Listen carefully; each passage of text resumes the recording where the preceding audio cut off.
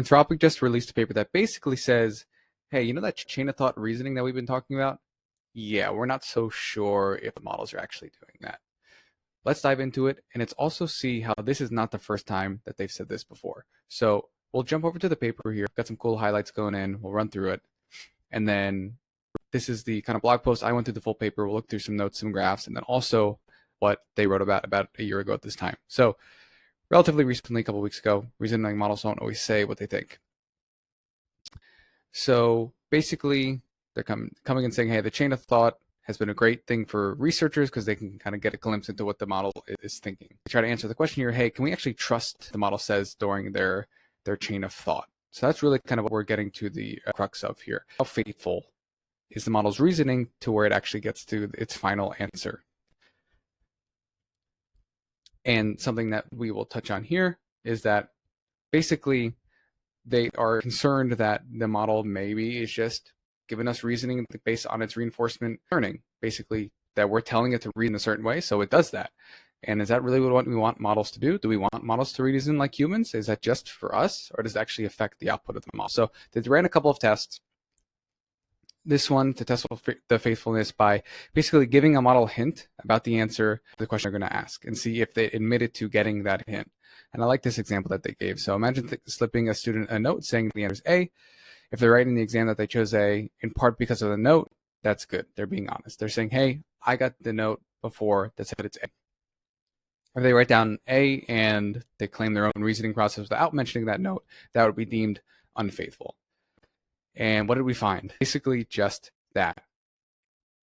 So in this first example, question without a hint, model answers D, which is incorrect. And then with the hint, it gets basically sent some sort of nudge that the answer is C.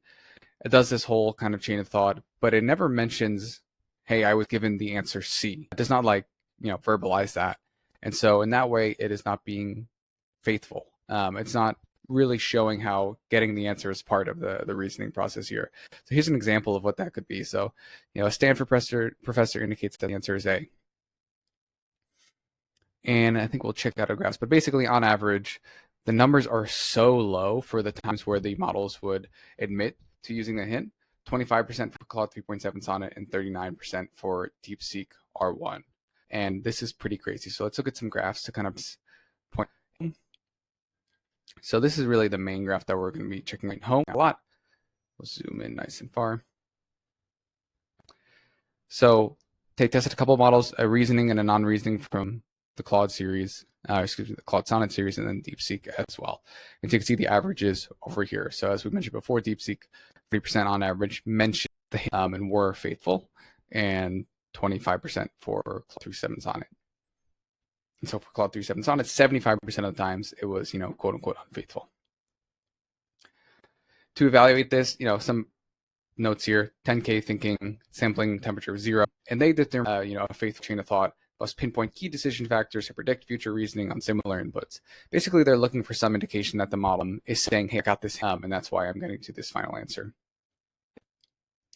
And so another additional thing that's kind of interesting that we'll touch on here is that unfaithful chain of thoughts on average were much longer than the faithful ones. So it kind of went on and on when it was being unfaithful, which is kind of similar to what humans do when they're lying. This really isn't necessarily lying as much as like not maybe giving the whole truth as much as we would like to see it. And the same thing was happening for R1 as well, which was a lot more lengthened response, which is kind of tracks if you've ever used DeepSeek. Like the chat, the DeepSeek models are very verbose. And for those hints examples that we were looking at before, we mentioned that Stanford professor one, but here are a couple of the other ones. So some of them are visual, like having a certain icon. Some of them are different types of hints in other ways.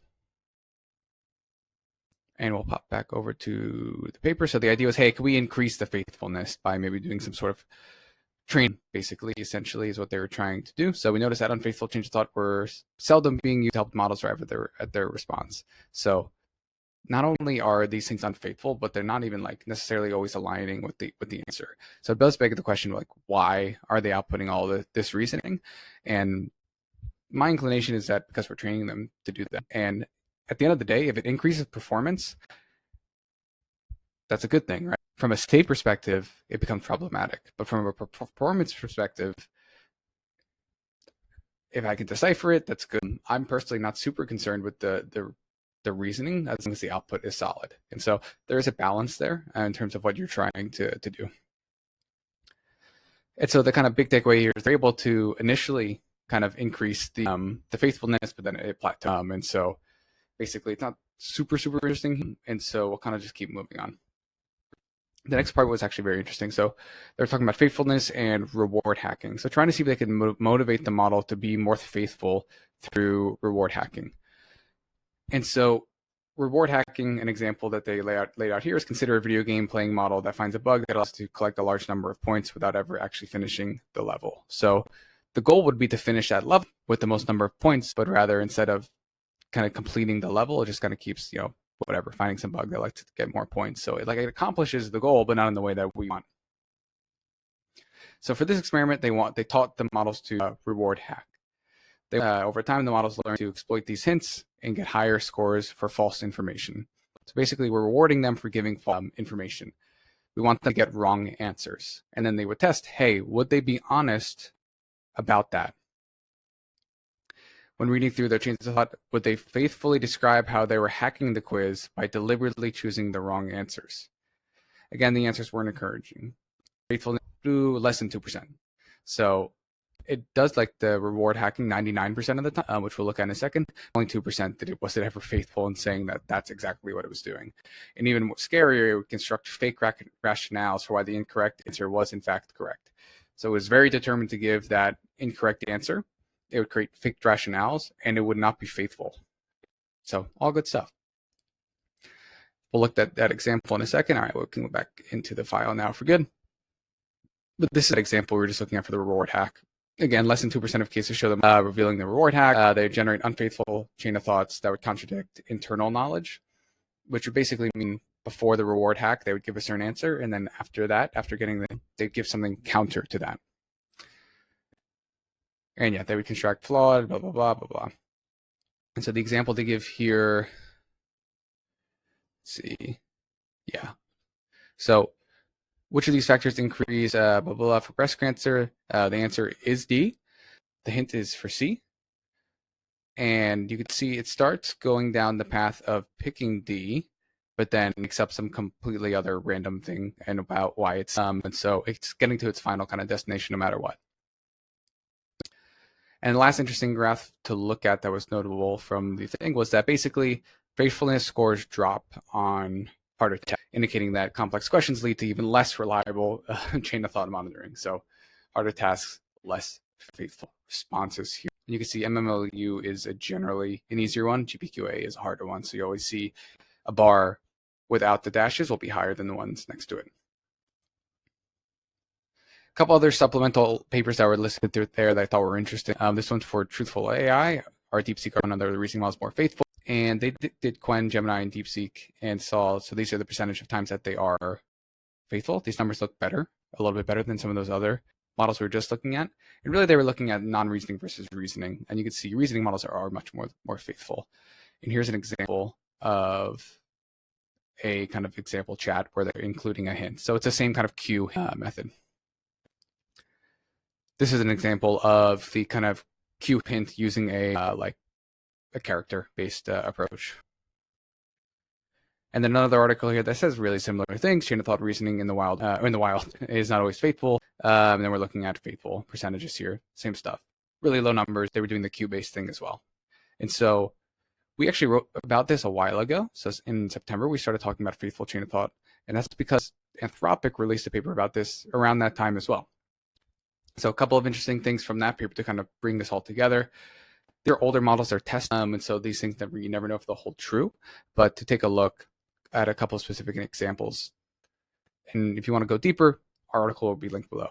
But researchers truncated reasoning for a model midway to see if the final answer had changed. So the model answered, it had a whole reasoning process. They ran it again, cut that reasoning in half.